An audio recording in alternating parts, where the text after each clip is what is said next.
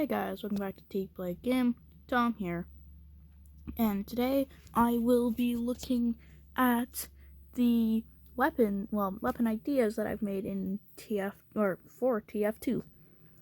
So this one is basically a spy primary and melee. Wait, I don't know why I put secondary. I meant to say melee. But it shoots like a revolver when you're not in melee range.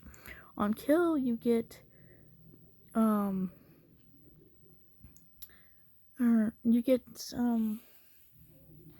cloak based on the distance of your kill. You get between you and your enemy, and you get more cloak on a backstab. You get more movement speed while this is equipped while you're holding it. But you're slower when you aren't holding it, and you get a slower dequip speed. Also, you might be wondering, why is this a full-sized video, or full-length video, but it's like a portrait video instead of landscape? That's because I'm using my phone, and I don't think this in landscape mode would work very well because I'd have to like scroll up and down. So yeah. Anyways, you only get 2 shots, so you're gonna have to reload every time you fire twice.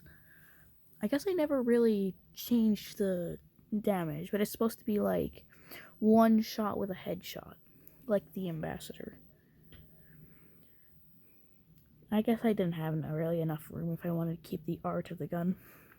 Also, if you're disguised and cloaked, and then you collide with an enemy, then the enemy will be able to see you, and you lose your disguise, and you get it back after 2 seconds of not colliding.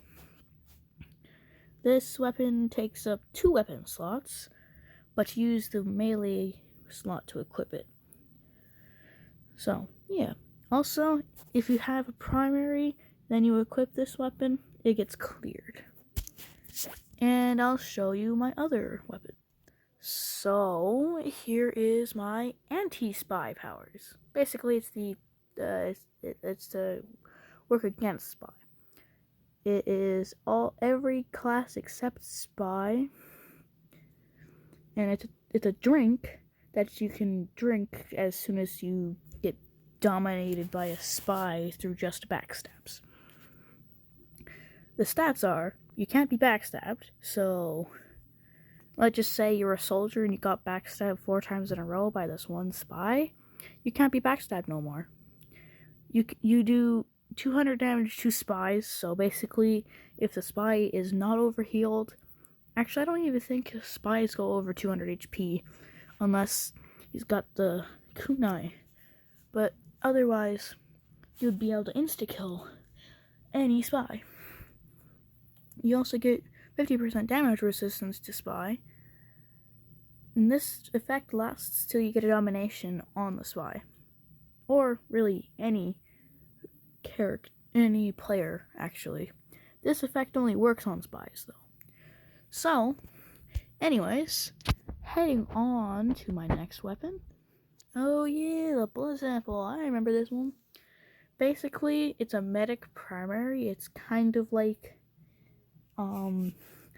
basically you throw it you throw it at someone, or if you're crouching you can throw it on the floor and heal yourself. And it's only a 5-second cooldown time. And sorry about the notification, but yeah. The speed's increased by 20%. Your movement speed is increased by 20% while equipping this, so you get to move faster, even if you don't have any uber charge, unlike the, what was it called? The overdose. This also this weapon does damage to enemies if it makes contact with an enemy, or its blast radius hits an enemy. Except it isn't really an explosion. and it heals your teammates. Also, it has a splash damage of, splash radius, of 25 hammer units in a circle.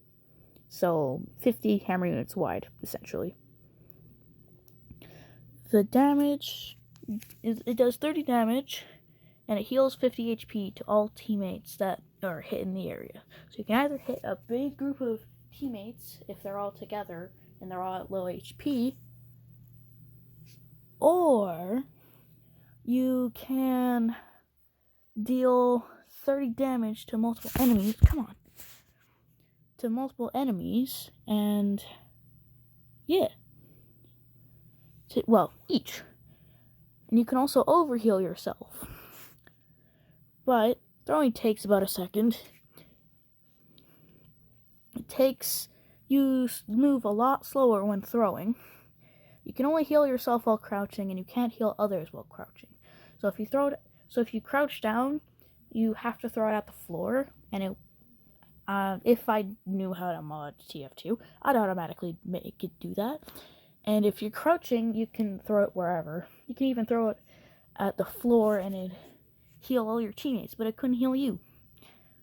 So, yeah, either you heal yourself or your teammates.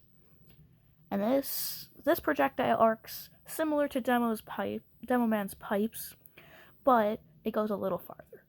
Just a little bit. I'll show you my next weapon.